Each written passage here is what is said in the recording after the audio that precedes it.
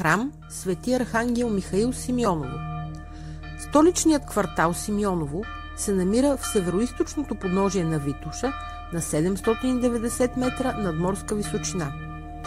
Някои автори считат, че Симеоново е най-младото селище под Витоша.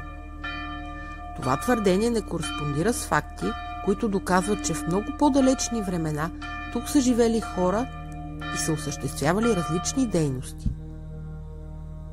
Така, например, непосредствено зад сега действащата в центъра на квартала църква Свети Архангел Михаил има останки от крепостна стена от времето на Римската империя. Когато османлиите завладяват Средетската крепост, на мястото на тази църква е имал голям православен манастир със същото наименование. Църквата Свети Архангел Михаил е въздигната върху част от основите на някогашния манастир. Тя е осветена през 1918 година.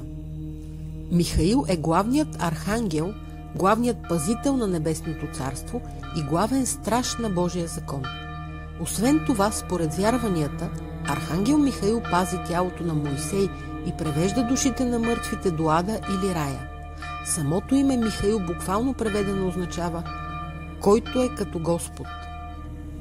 Архангел Михаил е един от 4 архангели в Стария завет и един от 7 архангели в Библията.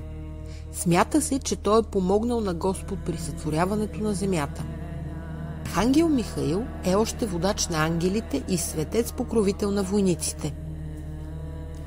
Някои смятат, че Архангел Михаил е превъплатеният Адам.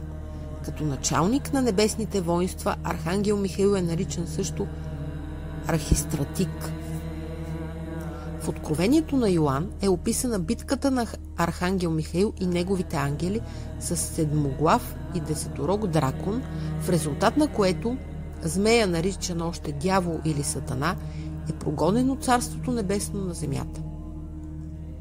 Обикновено ликът му се намира на входа на православните храмове, изобразен с меч и писание, подканващо ни да влизаме в църковния храм с чисто сърце и чисти мисли.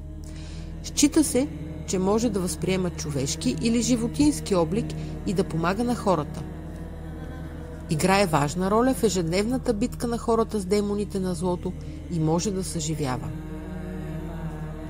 Проект Софийската Света гора се изпълнява с финансовата подкрепа на Столична община, програма Европа 2024 година от Сдружение Мост.